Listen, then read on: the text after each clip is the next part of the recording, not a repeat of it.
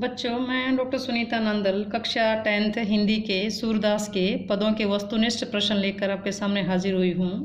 आप एक ही रीडिंग में वस्तुनिष्ठ प्रश्नों को अच्छे से समझ पाएंगे और याद कर पाएंगे। देखिए, कक्षा 10वीं सूरदास के पद हैं, कविता का नाम है पद, उसके वस्तुनिष्ठ प्रश्न।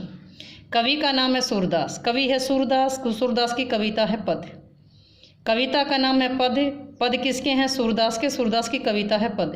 कवि का जन्म कब हुआ? 1478 में मथुरा के निकट सिंही नामक ग्राम में हुआ। 1478 में मथुरा के निकट सिंही नामक ग्राम में हुआ और मृत्यु हुई 1583 में। कवि सूरदास, सूरदास की कविता है पद, जन्म हुआ 1478 ईस्वी में, मृत्यु हुई 1583 में। और कहाँ हुआ जन्म? मथुरा के निकट सिंही नामक ग्राम में। सूरदास की रचना है सूरसागर। कृष्ण जी के मित्र, वैसे कृष्ण के मित्र थे सुदामा, लेकिन जो योग का संदेश लेकर आए थे वो थे उद्धव। उद्धव को बड़भागी किसने कहा है? गोपियों ने। गोपियों ने उद्धव को क्या कहा? बड़भागी। ये हम जो पद्यांश की व्याख्या की तो हम ये चीज़ें सीख चुके हैं। मेरी जो पहली 4 वीडियो थी उसमें आपने ये चीज़ें सीखी थी और वो पढ़ने के बाद सब कुछ क्लियर था। फिर भी एक रीडिंग में आपको याद होगा, बड़भागी कहने में कौन सा भाव था? व्यंग्य का। व्यंग का भाव किसमें था? उसने कहा था ना, उद्धव तुम हो अति बड़भागी, तो बड़भागी कहने में व्यंग्य का भाव था। प्रीति नदी, प्रेम रूपी नदी किसके लिए आया है? श्री कृष्ण के लिए। अपने आप को भोली अबला कौन मानती हैं? गोपियां। गुर का क्या अर्थ है? गुड़। मन की मन ही मांझ रही का अर्थ है मन की बात मन में ही रह गई। जब श्री कृष्ण जी गोपियों को छोड़कर चले गए थे तब गोपियां कहती थी मन की मन ही मांझ रही, हमारे मन की बात मन में ही रह गई।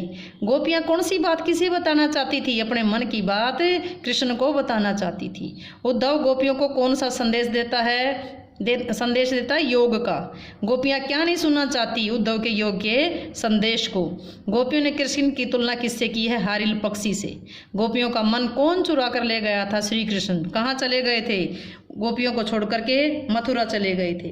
गोपियां कड़वी ककड़ी किसे मानती हैं? श्री कृष्ण को। गोपियां कड़वी ककड़ी किसे मानती हैं? योग को मानती हैं। जो कृष्ण ने योग का संदेश दिया था उस योग को मानती हैं। कृष्ण का संदेश जो उद्धव लेकर आया था योग का, उसे कड़वी ककड़ी मानती हैं। मन चक्री का क्या अर्थ है? चंचल, अस्थिर। जो मन अस्थिर है, एक जगह नहीं टिकता, चंचल है, भटकता रहता है। राजनीति कौन पढ़ कर आया था? श्री कृष्ण जी। पहले से चतुर कौन था? श्री कृष्ण जी। गोपियां कहती कि पहले से ही चतुर थे श्री कृष्ण जी, अब तो राजनीति पढ़ आए।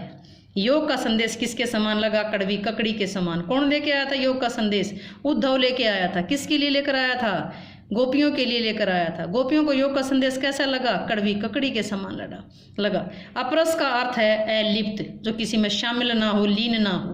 तगा का अर्थ है तागा, तागा का अर्थ है धागा। एक बार फिर देखेंगे। कवि है सूरदास, कविता है पद। कवि का जन्म 1478 में, सूरदास जी का जन्म 1478 में मथुरा के निकट सिंही नामक गांव में हुआ था।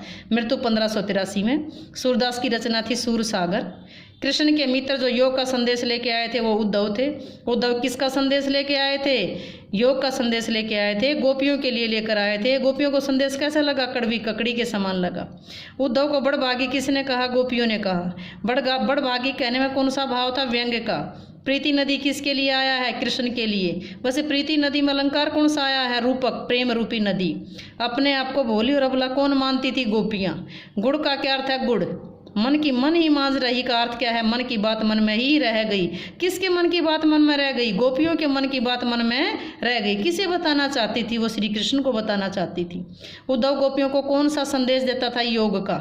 योग का संदेश कैसा लगा उनको? कड़वी ककड़ी के समान। कौन लेकर आया था? उद्धव लेके आया था। किसके लिए लेकर आया था? गोपियों के लिए लेकर आया था। गोपियां क्या नहीं सुनना चाहती थी? योग का संदेश। गोपियों ने कृष्ण की तुलना किससे की है? हारिल पक्षी से की है। गोपियों का मन कौन चुरा कर ले गया था? श्री कृष्ण चुरा कर ले गया था। गोपियां कड़वी ककड़ी किसे मानती हैं? योग के संदेश को जो कृष्ण ने उनके लिए भेजा था। किसके हाथ भेजा था? उद्धव के हाथ भेजा था। मन चक्री का क्या अर्थ है? चंचल। राजनीति कौन पढ़ाया है? श्री कृष्ण जी।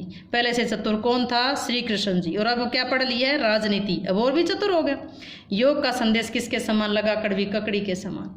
अपरस का क्या अर्थ है? अलिप्त। तगा का अर्थ है तागा, तागा का अर्थ है धागा।